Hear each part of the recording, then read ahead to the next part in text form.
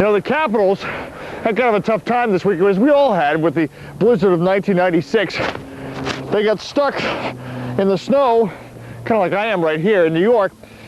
And you know what they say about New York? If you can make it there, you can make it anywhere. So as we begin this edition of Nation's Bad Capitals Face-Off, we thought we'd talk to the Capitals about cabin fever in the Big Apple. And I'm going to get to that morning skate. Gotta wear a hat. Remember, wear a hat.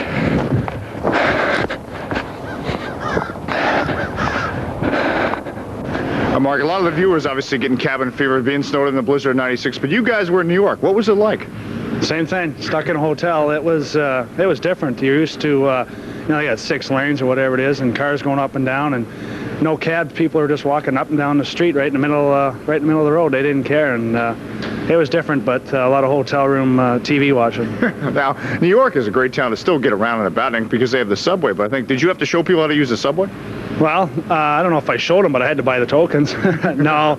Yeah, we had to go on the subway that one day. It wasn't bad. It's better than hoofing through 3 feet of snow, that's for sure. Wouldn't do it at night, though. Brendan, what about the time in New York? I mean, this part of the area, obviously, it's a lot of snow, but you're from Saskatchewan. It's probably just another summer day or spring day, maybe, in Saskatchewan. Yeah, you know, we're used to all the snow, but it's a little colder. It's about -40 up there, so this is nice. It's nice to have the snow here, but like here, it's sort of a panic situation, so no one knows how to drive it up here, so it's sort of hard to get around. So since it's so much warmer, you probably could have a barbecue in that kind of snow. Yeah, you could have a little barbecue.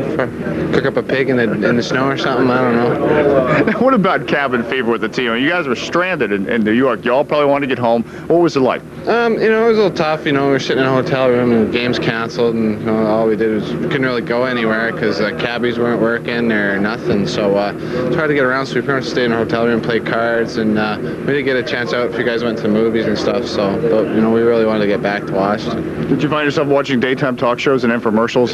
Did you get that bored at that point? Yeah, you know, Geraldo gets on your nerves after a while.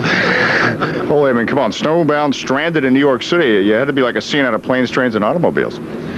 Well, it's something I've never experienced in my pro career. I tell you what, I've never seen New York City shut down the way it did. We were walking down the middle of, you know, Fifth Avenue, and I mean, you try that during the middle of the day, and you're not going to last too long, but that was an experience. I mean, it was really beautiful. It was quiet, serene. I mean, you didn't hear too many sirens, and it was a nice, peaceful day. And you mentioned it had to be fun being able to walk right down Fifth Avenue, but was there also a time where you said, we got to get out of this place? I tell you what, I think I wore out that SpectraVision box. I mean, we watched so many movies and read so many magazines. I was getting sick of that hotel room, and I would have started being like a rock star, throwing a TV out the window and just demolishing the place if we'd stayed there any longer. What about the food situation? Obviously, when people are stranded, they often tend to end up looking for food anywhere they can find it. It was a good little Italian place right across the street that probably did more business in one day than it did all week. I mean, we were the first to walk in there, and within 15 minutes, the place was jammed with a line outside, and so that wasn't too bad. And then the second day, the streets were clear a little bit. We had a good steak down a good restaurant, and it wasn't too bad. Now, what else about the trip? Obviously, being stuck in the hotel room at times, that had to get a little bit tough. Yeah, it gets gets a little bit boring. You know, I guess for myself, I'm an active person, like to go see a movie or go out and do something, shopping or something. But you know, it was a little hard to get around. You had to sit in the hotel room and watch TV. That's about all you can do. Fortunately, I guess I had enough times to catch up on all my fan mail. So I guess think of the positive things. There were some outcomes on that too. We know this is a close team. Everyone likes everyone on the team. But did you pretty much see enough of them over the last few days? Actually, yeah, my roommate was lucky. He was playing cards most of the trip. So I had the one day, like I said, I was out with my buddy. Then the next day he was playing cards the whole day, and I kind of had the room to myself. So,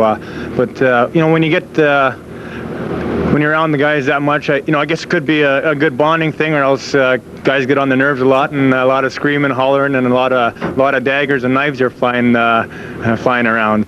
Jim, talk to me about being stuck in the Big Apple, the place where life starts and begins. Well, I don't think we're really stuck there. I mean, it's a situation where if you're going to have to stay over an extra night, New York City is a great place to be. We stay at a terrific hotel. There are a lot of great restaurants, so for us, it was nothing more than a slight inconvenience. The only down thing was that we didn't get to play the hockey game we went to play. But outside of that, when you think of the people that were stuck in airports for 2 and 3 days and people that have been snowbound, we had it very easy.